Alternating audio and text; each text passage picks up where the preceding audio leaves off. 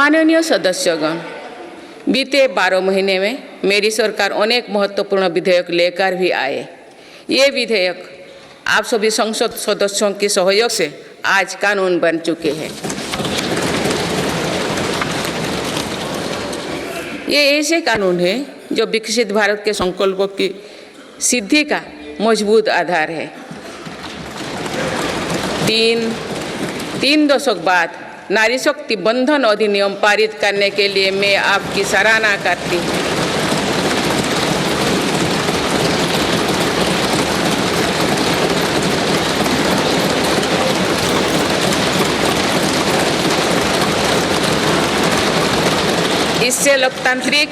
इससे लोकसभा और विधानसभा के महिलाओं की ज़्यादा भागीदारी सुनिश्चित हुई है।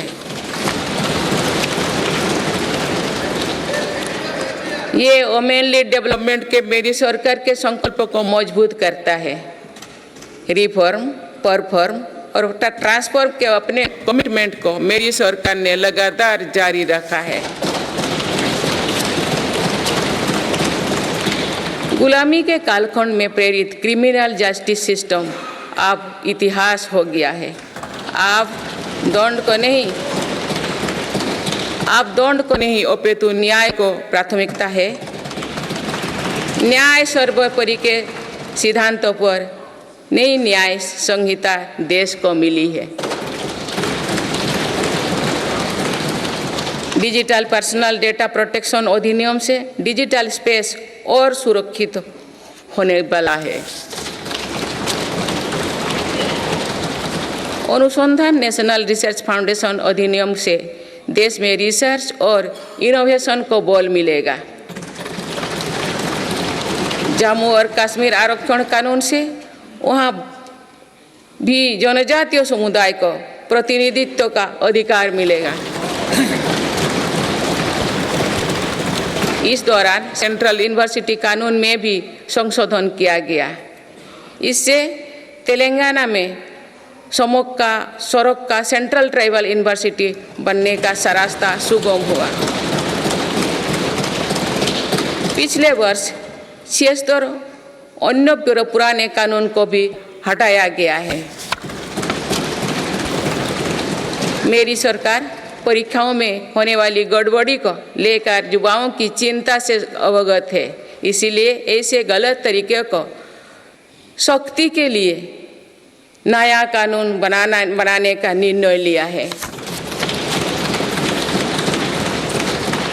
माननीय सदस्यगण, कोई भी राष्ट्र तेज गति से तभी आगे बढ़ सकता है जब वो पुराने चुनौतियों का परास्त करते हुए अपने ज़्यादा से ज़्यादा ऊर्जा भविष्य निर्माण में लगाए। पिछले 10 वर्षों में भारत ने राष्ट्रहित में ऐसे अनेक कार्यों को पूरा होते हुए देखा है जिनका इंतजार देश के लोगों को दशकों से था। राम मंदिर के निर्माण की आकांक्षा सदियों से थी, आज ये सोच हो चुका है।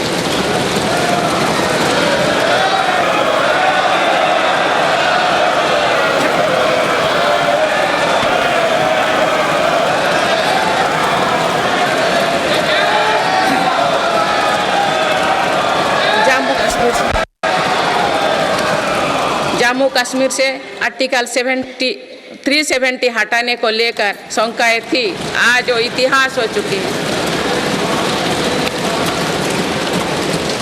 इसी संसद ने 3 तलाक के विरुद्ध कड़ा कानून बनाया है। इसी संसद ने हमारे पड़ोसी देशों से आए पीड़ित अल्पसंख्यकों को नागरिक देने वाला कानून बनाया। मेरी सरकार ने वन रैंक वन पेंशन की भी लागू किया, जिसका इंतजार 4 दशकों से था। OROP लागू होने के बाद अब तक पूर्व सैनिकों को लगभग 1 लाख करोड़ रुपए मिल चुकी है। भारतीय सेना में पहली बार चीफ ऑफ डिफेंस स्टाफ की नियुक्ति भी हुई है। माननीय सदस्यगण, उत्कलमणि पंडित गोपबंधु दास की अमर पंक्तियाँ असीम राष्ट्र प्रेम की भावना का सदा संचार करती है। उन्होंने कहा था, मिशु मोर देह ए देश माटी रे, देशवासी चली जातु पिठी रे, देशर स्वराज्य पथे जेते गाड़, उरु तोही गड़ी मोर मांस हाड़। अर्थात मेरा शरीर इस देह की माटी के साथ मिल जाए, देशवासी मेरी पीठ पर से चलते चल जाए, देश के स्वराज पथ में जितनी भी खाइयाँ हैं वे मेरी हाड़ मांग से फट जाए।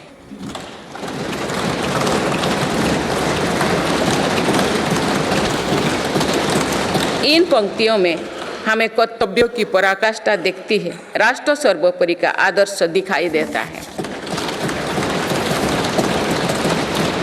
ये उपलब्धियां जो आज देख रही है वो बीते 10 वर्षों की साधना का विस्तार है। हमें सभी बचपन से गरीबी हटाओ के नारे सुनते आ रहे हैं। अब हम जीवन में पहली बार बड़े पैमाने पर गरीबी को दूर होने देख रहे हैं। नीति आयोग के अनुसार मेरी सरकार के एक दशक के कार्यकाल में करीब 25 करोड़ देशवासी गरीबी से बाहर निकले हैं।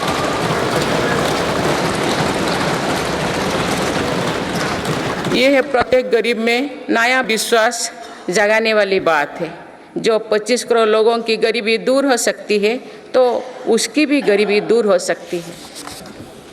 आज अर्थव्यवस्था के विभिन्न आयामों को देखें तो ये विश्वास बढ़ता है कि भारत सही दिशा में तथा सही निर्णय लेते हुए आगे बढ़ रही है।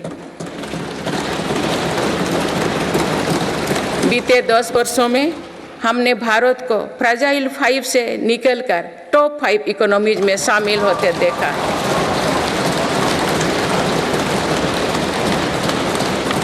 भारत का निर्यात करीब $450 बिलियन से बढ़कर $775 बिलियन से अधिक हो गया है। पहले की तुलना में FDI द्विगुना हुआ है। खादी और ग्रामोद्योग के उत्पादों की बिक्री में 4 गुना से अधिक की वृद्धि हुई है।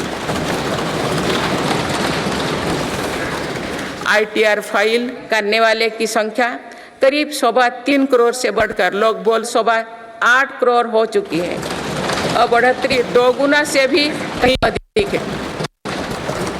एक दशक पहले देश में केवल कुछ 100 स्टार्टअप थे जो आज बढ़कर 1 लाख से अधिक हो गया। साल में 94,000 कंपनियां रजिस्टर हुई थी। पिछले वर्ष ये संख्या 1,60,000 तक पहुंच चुके हैं। दिसंबर 2017 में 98 लाख से लोग GST देते थे, आज इनकी संख्या 1,40,00,000 है। 2014 से पहले के 10 वर्षों में लगभग 13 करोड़ वाहन बिके थे।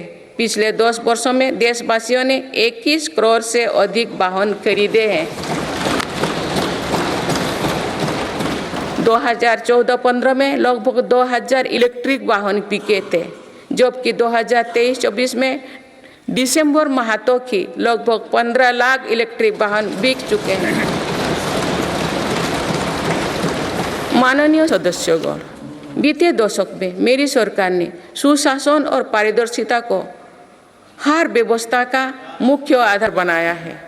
इसी का परिणाम है कि हम बड़े आर्थिक सुधारों के साक्षी बने हैं। इस दौरान देश को इंसॉल्वेंसी एंड बैंकरप्सी कोड मिला है। देश को GST के रूप में एक देश एक टैक्स कानून मिला है। मेरी सरकार ने माइक्रो इकोनॉमिक स्टेबिलिटी में भी सुनिश्चित की है। 10 वर्षों में कैपेक्स 5 गुना बढ़कर 10 लाख करोड़ हो गया है। साथ ही फिजिकल डेफिसिट भी नियंत्रण भी में है। आज हमारे फॉरेक्स रिजर्व्स $600 अरब से ज़्यादा है। हमारे बैंकिंग सिस्टम जो पहले बुरी तरह से चरमराया था, वो आज दुनिया के सबसे मजबूत बैंकिंग सिस्टम में से एक बना है। बैंक का एनपीए जो कभी डबल डिजिट में होता था, वो आज लगभग 4% ही है। मेक इन इंडिया और आत्मनिर्भर भारत अभियान हमारी ताकत बन चुकी है। भारत आज दुनिया का दूसरा सबसे बड़ा मोबाइल फोन निर्माता है। पिछले एक दशक के दौरान मोबाइल फोन मैन्युफैक्चरिंग में 5 गुना बढ़ोतरी हुई है। कुछ साल पहले भारत खिलौना आयात करता था, आज मेड इन इंडिया खिलौने निर्यात कर रहा है। भारत का डिफेंस प्रोडक्शन 1 लाख करोड़ रुपये के पार पहुंच चुका है। आज हर भारतीय देश में बने एयरक्राफ्ट कैरियर INS विक्रांत को देखकर गर्व से भरा हुआ है। लड़ाकू विमान तेजस अब हमारी वायुसेना की ताकत बन रहे हैं। C295 ट्रांसपोर्ट एयरक्राफ्ट का निर्माण भारत में होने जा रहा है। आधुनिक एयरक्राफ्ट इंजन भी भारत में बनाया जाएगा।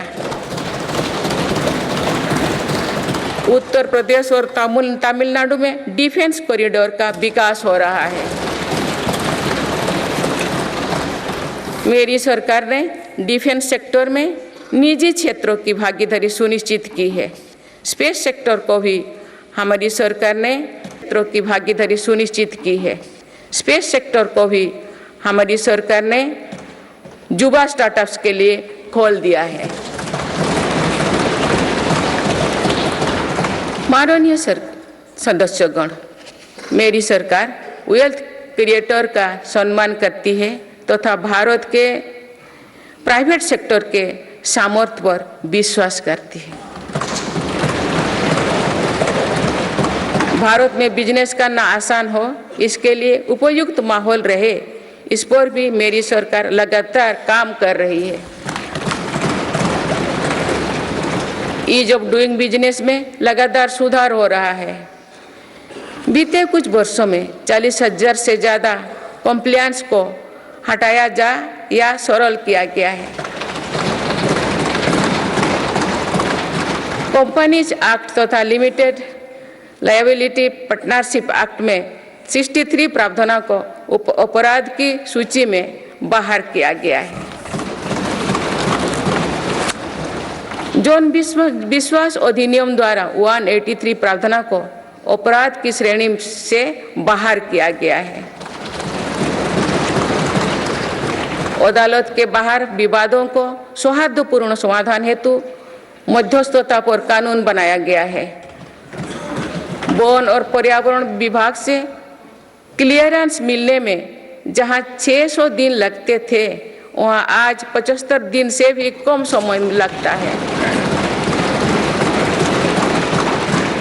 फेसलेस असेसमेंट योजना से टैक्स व्यवस्था में और पारदर्शिता आई है।